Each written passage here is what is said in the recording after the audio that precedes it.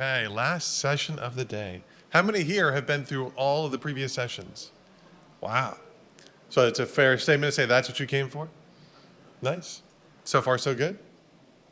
All right, fantastic. So this will be a fair amount more lighthearted.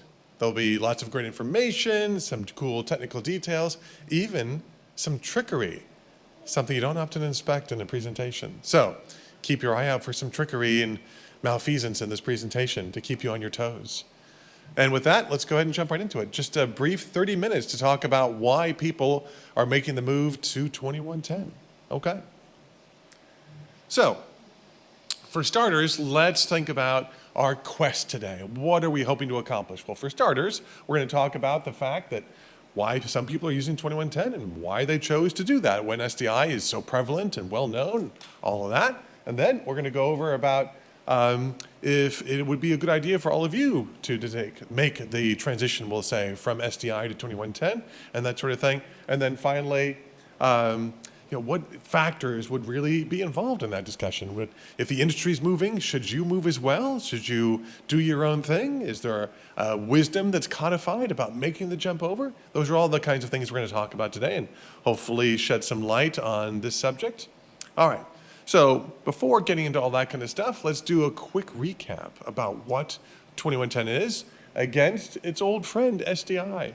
You know, they're both SMPTE standards, of course, so they're part of the same family, if you will. So 2110 exists for a reason, is created by SMPTE because of things that, while SDI being beloved and all that, is not exactly fantastic at doing. So let's talk about why, or I will say a better way to put it would be what the overall relationship is between 2110 and SDI. And of course, that will inform us about why people are making the choice to either stay or make the jump to SD 2110. Okay, so first off, cable length. It seemed like compared to the analog days, SDI was super cool. 300 feet, even longer, depending on the cable, and call it done. How much more could you ever want than that? And obviously we get into stadiums and campuses and things like that where 300 feet, that's all I've got. So one of the big things about why people like making the change over to 2110, you can go quite a long distance. Somebody once did 50 kilometers over 2110. It's like 30 miles. So the idea that you could essentially, I hate to ever say the things never run out of room or distance with 2110. It's always dangerous to make those bold statements, that sort of thing, because you always end up eating your words at some point in the future. But we'll say that certainly quite a bit longer when it comes to the idea of using 2110 compared to SDI. And next thing over, well, how can we do that? Well, the cable material has a lot to do with it. Obviously, a copper-based conductor is what SDI is based on. 2110 essentially is fiber optic, if you will, glass, plastic, that kind of thing. So light transmission as opposed to electrical transmission. Electrical transmission, of course, usually tends to get weaker and weaker as it goes further and farther distances.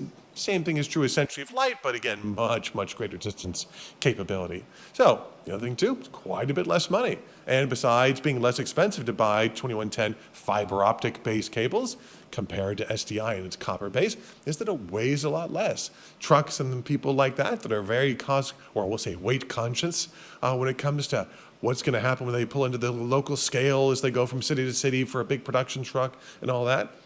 How much something weighs is a big deal. When you pull out all of the conventional SDI cabling from a truck, it weighs hundreds and hundreds of pounds, sometimes over 1,000 pounds. Whereas fiber optic cable, way less than that, a fraction, if you will, of the overall weight of what SDI is. So cost, cable length, the ability to essentially have far less weight if you're a mobile application, that sort of thing. So lots of cool things to like about the transmission method for 2110 compared to SDI.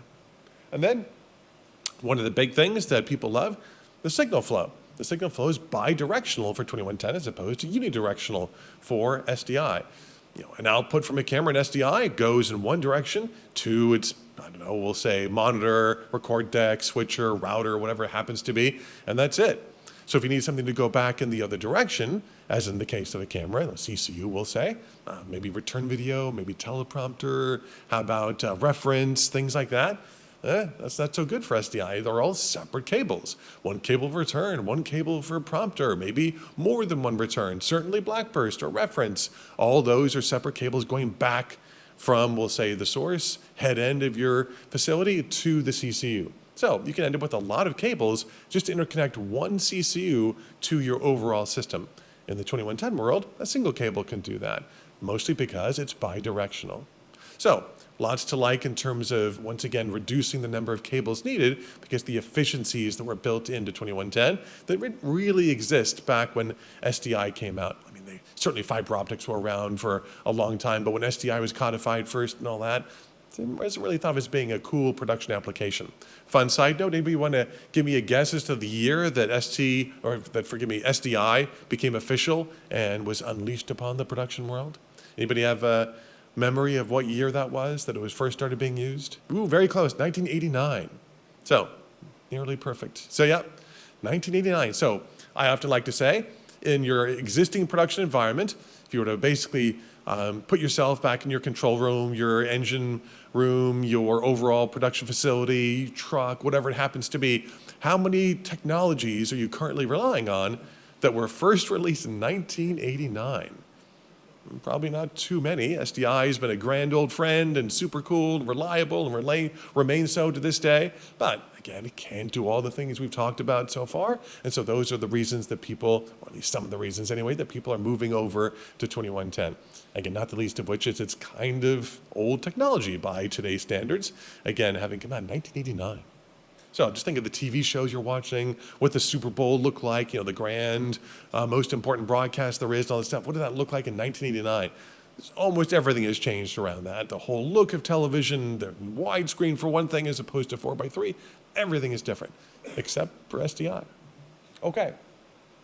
As we said before, reference is its whole separate signal, that sort of thing, when it comes to the idea of whether it be a CCU, as we said before, or maybe just a deck playing back content, or whatever it happens to be. Generally, if you want it to be in sync, per se, you need a separate reference cable. But again, not a thing for 2110, because you've got the bidirectional concept. So nice from, again, reducing the number of cables and how many things you have to pull through the conduit in your facility, all those kinds of things. And ancillary data, all that kind of stuff, audio, not just embedded, but a separate stream that's part of the signal. So if anybody basically has got some cool thing that was one of the best things about SDI when it first came out, embedded audio, yay, that solves all of our problems.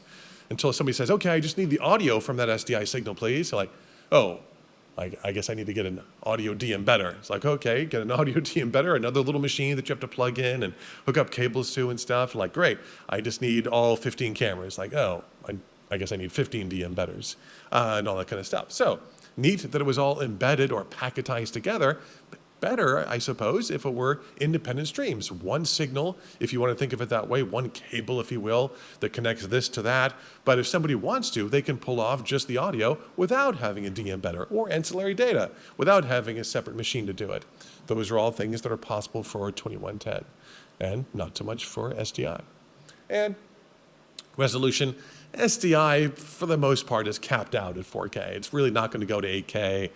There's a proposal floated that you can have multiple cables to make one 8K image, but again, I don't think it's going to go anywhere. However, once again, in the 2110 world, it can support up to 8K. So not that everybody's going to 8K and all that kind of stuff tomorrow or any of that sort of thing. Just nice to know is one of the big buzzwords you'll hear about 2110, future-proof. The idea that you might want to go there, you might have some need, all that kind of stuff. It's there to protect your investment and that sort of thing, whereas SDI really wouldn't be practical to do 8K with. So lots of reasons about why SDI is cool and why we'll say 2110 is cooler, better, all that sort of thing, more modern, and certainly more future-proof. Cool? All right. Moving right along. Okay, so now we're going to get to the idea of, now it's those technical standards and capabilities, that kind of stuff, but let's kind of brass tacks. Let's just kind of wrap it all up in terms of how people actually use it. Let's make it more that we could wrap our head around the entire idea of going to 2110, not just this signal can do this and that one can do that, the whole kit and caboodle. All right, so in the video world, the SDI video world, you have essentially a proprietary router. Lots of great companies make these routers. Some are very small and virtually no money, and some are huge and cost a ton of money. For the most part, if you were to go to a TV station, a big production facility, whatever, and say, what's the single most expensive piece of gear you've got? They would all say the same thing, the SDI router. It can cost anywhere from $1,000 all the way up to many, many hundreds of thousands of dollars. So an SDI router is a fairly expensive piece of gear. And while you can certainly find expensive 2110 switches, for the most part, they tend to be relatively inexpensive compared to video routers. So a IP switch capable of a 2110, in general, a little bit less money. So that's our first point here, cost. So when it comes to, we'll say, big, reliable SDI routers, we'll call it, that have redundancy built in for power and all that kind of stuff that you would have as part of a plant, the central heart, if you will, that sort of thing. They tend to be fairly expensive, whereas in the ST2110 switch world, not so much. All right, so next thing. Seems like everything's going 2110's way, but when it comes to the idea of easy to learn, of course, it couldn't be any easier than a router. You plug in these SDI cables and signals come in and signals go out. Really simple. Nice as can be. Oh, not so much, generally speaking, for 2110. So, yeah, there's some IP addresses involved, different things like that. Not quite as plug and play as what we would have with an SDI-based router. All right, operational ease. So that's definitely something in favor of a big old SDI routing system, that sort of thing. And once again, not quite as much. There's a little bit more effort, usually GUI-based. And if you have a control panel interface, there's a little bit more effort that goes into setting it up, that sort of thing. So again, a nod to our friend SDI. Reliability, again, it's the hallmark of the SDI infrastructure. It's super reliable.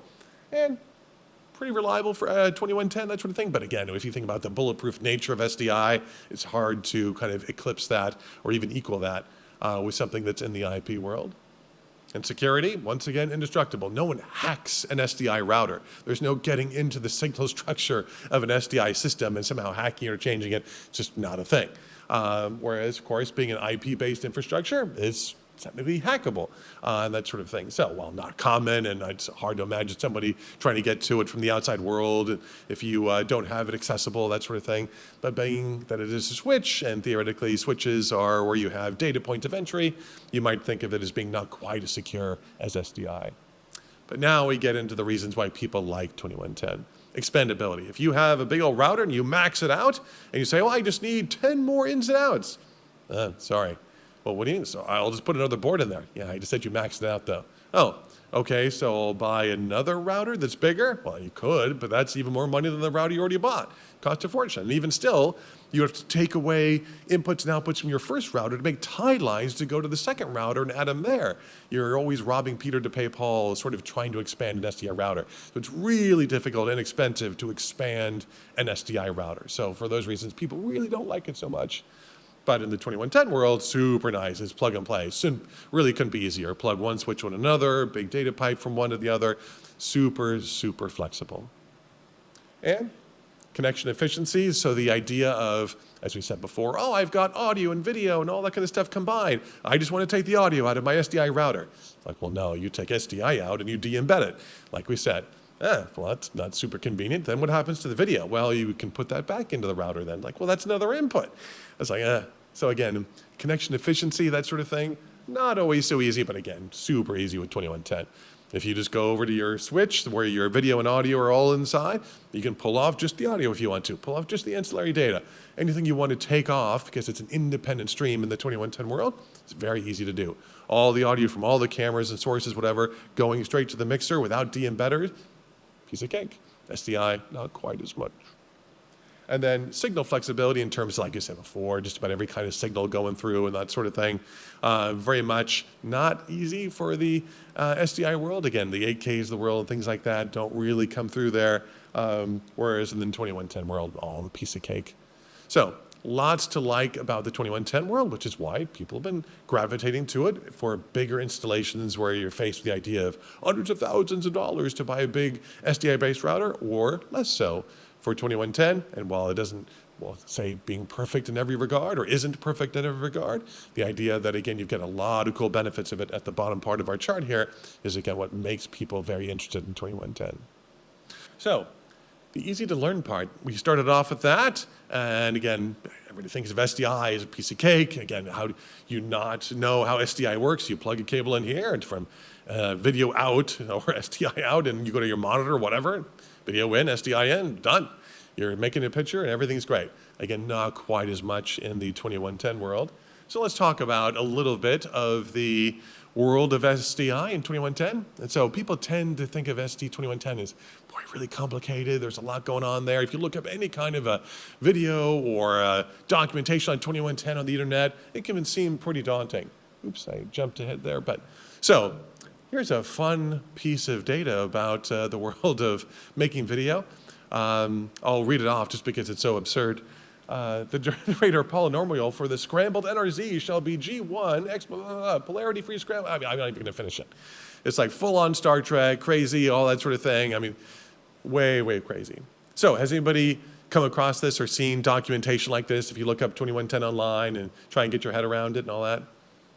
So here is that part that I related to earlier is trickery. This is not 2110. This is SDI. This is all the technical part of SDI.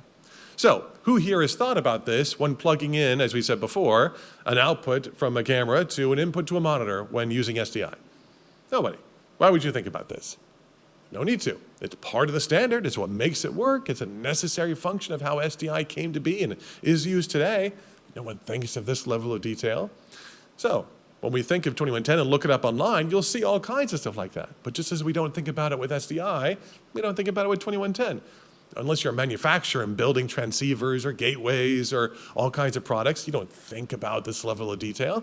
You think about plugging a fiber optic cable to here and maybe one on the other end to somewhere else, and away you go. You don't get into this level of nonsense. So if you happen to go and try and do some research on 2110 and see if it's right, and you see stuff like this, don't be dissuaded, because again, it exists for SDI just like it does for 2110, but usually only manufacturers would ever care about this. Okay, so that was the trickery part of our presentation. Good. So, all right, now combining all this together, why do people use 2110? Who are these people? Why are they using it? What factors are important to them and all that? All right, so here's one example, New York Post, based in the Fox building in New York City. They're starting as, New York Post is a newspaper, if you will, a periodical, but now they have our own broadcast component to the show, so they want to go live. They built a whole little studio within the studio in the larger Fox building and right across the street from Rockefeller Plaza in New York City, all that kind of stuff. And they have a lot of things going on, but lots of things are important to them. Some things aren't. So again, their goal is to be broadcaster to the world or to as many people as possible. Redundancy, no, they didn't have 2110 redundancy. So again, these are people that chose 2110.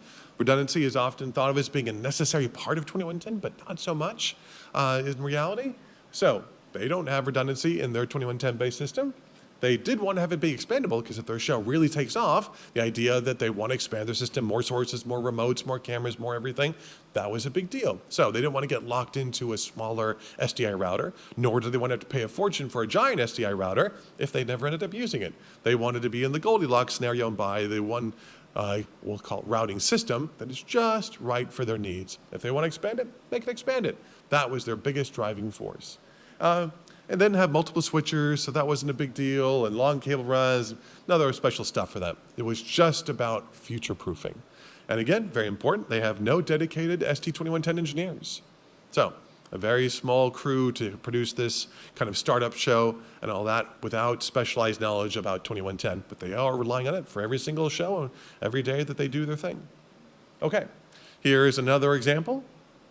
University of Southern California, Trojans and all that, they have an esports program and all that, so you can go and they're, in addition to going to film school or economics or whatever other cool degrees they have at USC, you can also get a degree in esports. And esports production, I should say. They have, of course, a nice studio and all of that. They chose to go 2110, and again, their reasons. Not too much redundancy, didn't feel they needed that for their application, but they did want to be expandable. Once again, no dedicated 2110 engineers. And they had some very long cable runs because esports, once again, lots of PCs.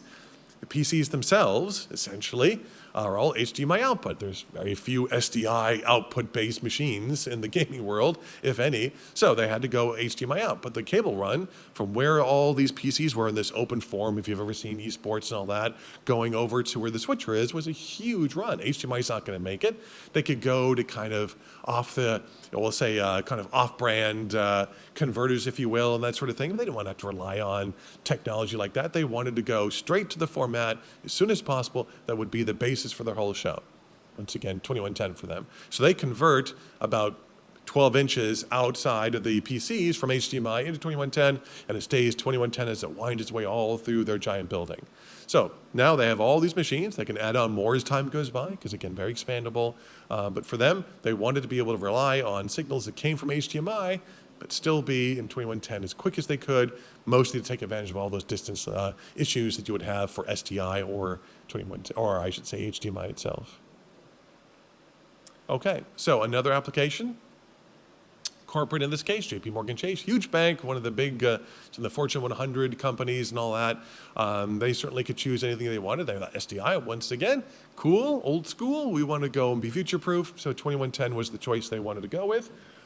They did want redundancy, which is ironic because some of the other broadcasters we talked about and that sort of thing felt that redundancy was not important. They have, again, the CEO making big presentations to their internal group of employees, everybody getting together to listen essentially if things didn't work out well. They didn't want to have to reschedule. They wanted redundancy there to make sure the show would go on. So big, important concern for them. And once again, like everybody, they want to be expandable. If these shows go well, they wanted more and more things happening. That was important. But again, no dedicated 2110 engineers and not much of anything else, little HDMI, because people always have PCs plugged in and all that sort of thing. So combination of some of the other things we saw before, but this is the first time we saw a redundant application for 2110. I remember before we had mentioned about how SDI, you don't really need redundancy. It's considered to be bulletproof and indestructible, that sort of thing.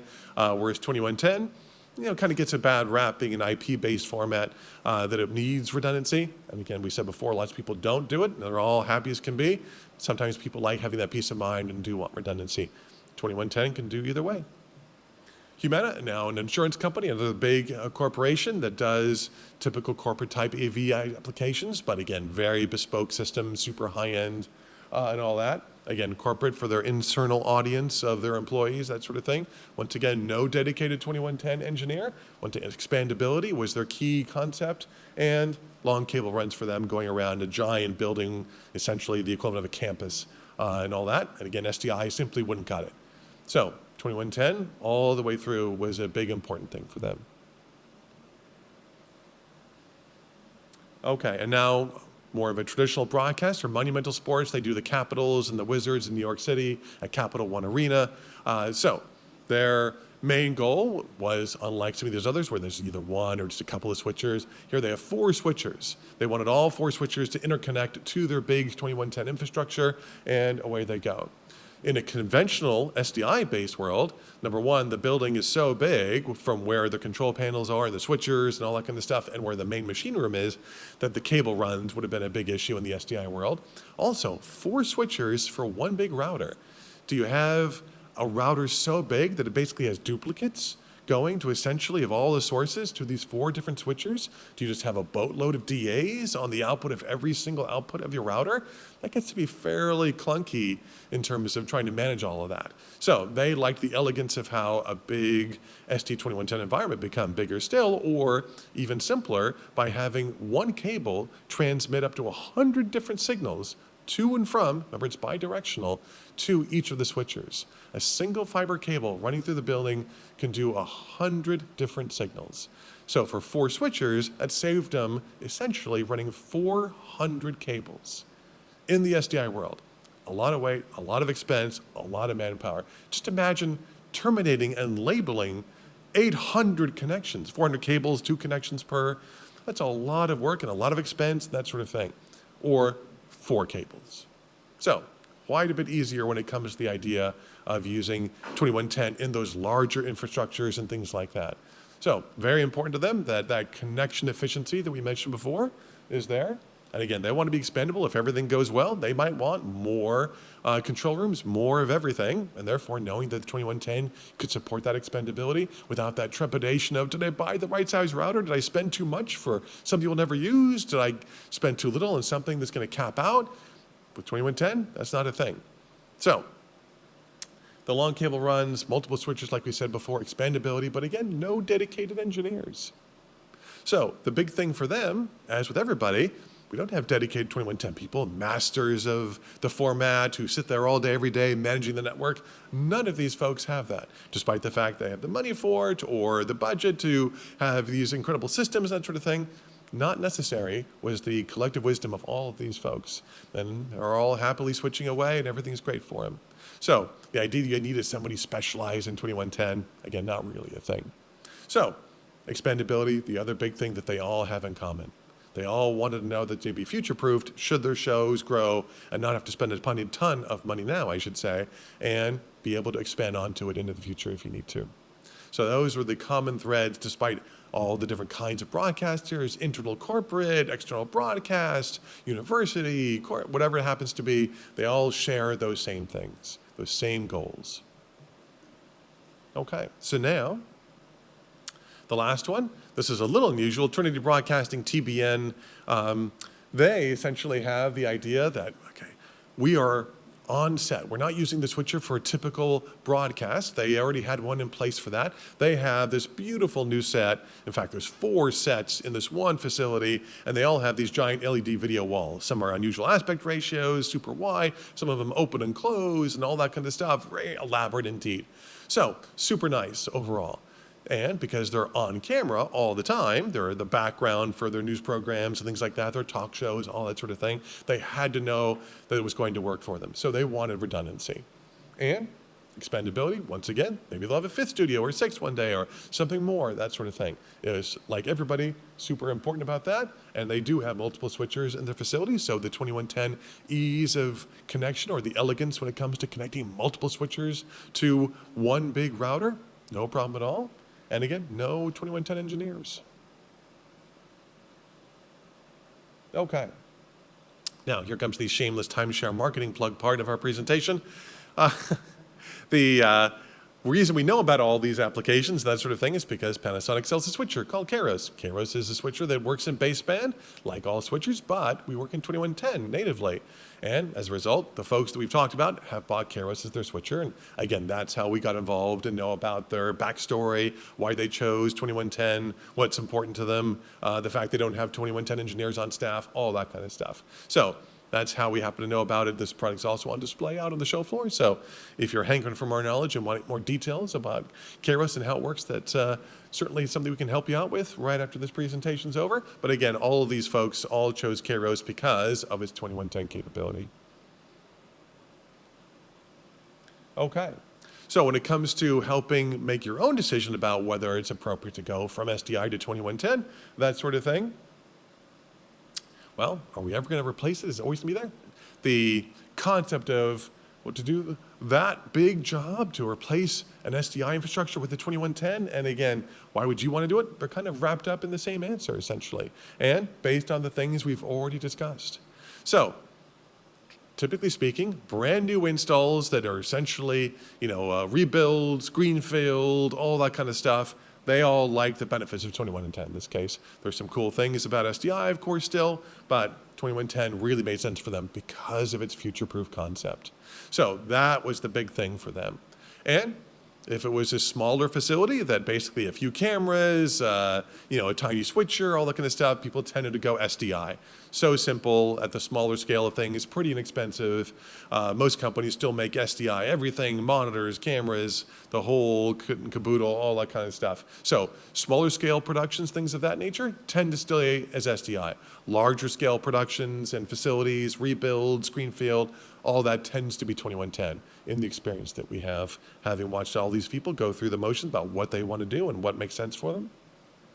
And again, if you were to wrap up the idea about how they thought of it, more than just the technical specs, recapping that slide that we had before, this is a big thing about how they kind of went through their thought process.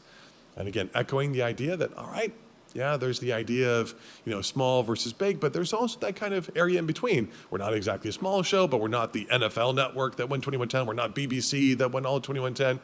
Where would we fit in the middle? So this chart also helped essentially when it came to all these folks and why they did what they decided to do. So are you essentially one that prizes the simplistic nature and, that sort of thing over everything? Well, certainly SDI is really hard to beat in that regard. It is so elegant. We've almost all of us probably have used it for the majority of our careers. It's really tough to get around that. But the expandable nature of 2110, the concept that, again, you are future-proofing not only the signal type, but how many things you can connect to, there's really no beating 2110 for that. So most of these people went through the same decision-making tree. Simple, small systems, SDI. Larger, more complex systems, and ones where you want future-proof capability and expandability, 2110 tends to win out. Where exactly the defining line is between a smaller system and a larger system, there's no way to spell that out, of course. It all just comes down to mostly where you see yourself being with your productions and your shows in, we'll say, 5 years, that sort of thing. What we are seeing in general is a fairly big push to go to 2110, but we don't envision that SDI won't exist in 5 years or even 10 or 15 or 20. SDI is going to keep trudging along, doing its thing, making people's lives easy, allowing simple connectivity. Just about every product ever made has an SDI connector on it, certainly since 1989, all that sort of thing. So super easy in that regard. So we don't have to worry about SDI going away anytime soon. No one made their choice to go 2110 because they thought SDI was going away. Again, that's not a thing. People always chose because what they wanted to do in the future as opposed to what they needed to do right now. So that's just an important part to put into the recipe that is your decision if 2110 is in your future or if, again, SDI will be more than sufficient. So every application, of course, is different. Every studio, every show, all that sort of thing. But again, based on what we've seen, mid to larger shows, 2110, smaller, simpler productions, stay SDI. All right, I think now is the time to thank you for your kind attention and say that we'll be over at our booth. If you got questions and you want us to come over and have a personalized answer, let us know. We'll be standing right over there. And thanks so much for coming out and for making this another great post-NAB show in Seattle. Thanks for watching Broadcast to Post. Please make sure to subscribe to the podcast to receive future episodes. Follow Keycode Media on LinkedIn, Twitter, Facebook, or Instagram to receive news on additional AV, broadcast, and post-production technology content. See you next time, folks.